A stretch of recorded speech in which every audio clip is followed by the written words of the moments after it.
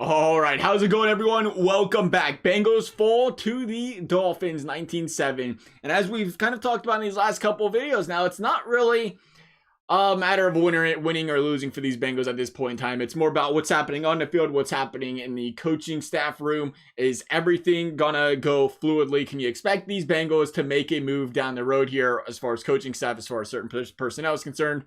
Or are they going to stick with them? First thing I noticed in this game, Bengals, they ran the ball the first 3 plays. I was like, hey, look at that, we're running football. Then they went on to pass the football 8 of the next 9 plays, and it ended with an Allen interception. Again, that's one thing you got to watch. You wanted to see this team start out balanced, and it did end up balanced. After that, I think they went 12 of 14 or something, run to pass there during a stretch in the game. But then it went back to about 27 passes to 17 runs, I think the Bengals ended this day with. But you wanted to see the balance early. And, if the run game, I thought Gio looked pretty spraying back there. It might have just been me. I thought he looked pretty spraying.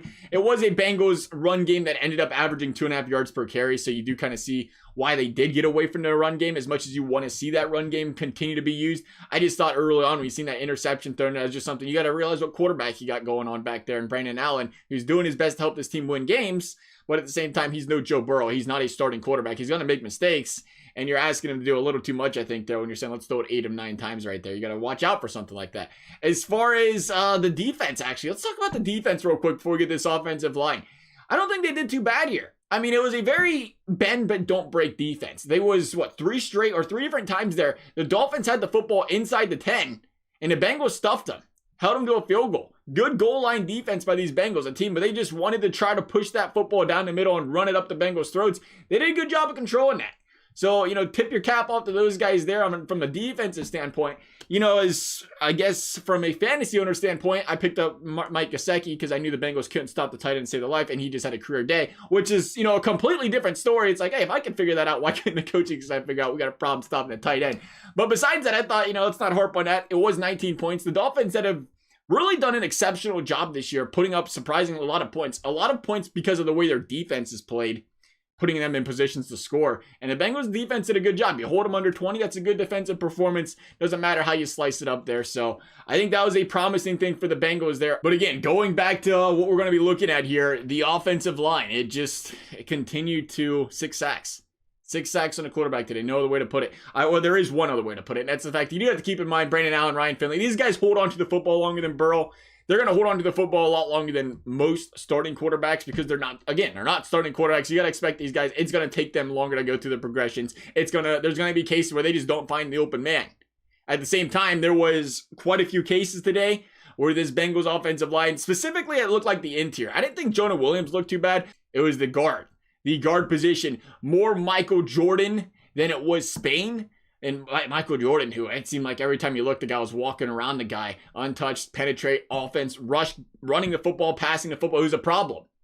That is, again, I think we already knew it though. The Bengals, you wanted to feel like they could figure out this tackle position. It was the guard position they was going to have to figure out here. And if it's for that reason, when you've seen these guys penetrate that offensive line as much as it was, you kind of see why, as much as you don't want to see the Bengals force that pass game, when you're getting hit by a line of scrimmage all the time in the run game, you have to try something to move the football down the field. And the run game wasn't working either. Again, we said 2.5 yards per carry.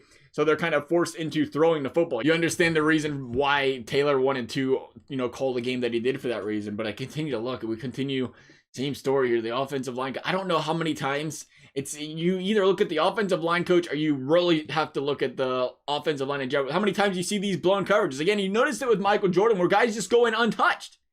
He's blocking nobody, blocks the wrong assignment. He just comes in untouched towards the quarterback. I feel like it's like a blown coverage on defense. It's something that shouldn't happen as frequently as it does. And I think that's something the Bengals, they really need to worry about. That's the last thing you want as well anyway, right? You don't want no free runner coming at your quarterback. They end up on the shelf for the season. And again, I understand what they're trying to do with Spain. Like I said, I think he got beat a couple times as well. But it is what it is with Spain. Spain's a guy you brought in to try to figure out, see if he could plug a hole there and help this team. Michael Jordan's been on his starting line all season. If he's still struggling, why is somebody else not getting an opportunity at this point? Plug somebody else in there and see what happens.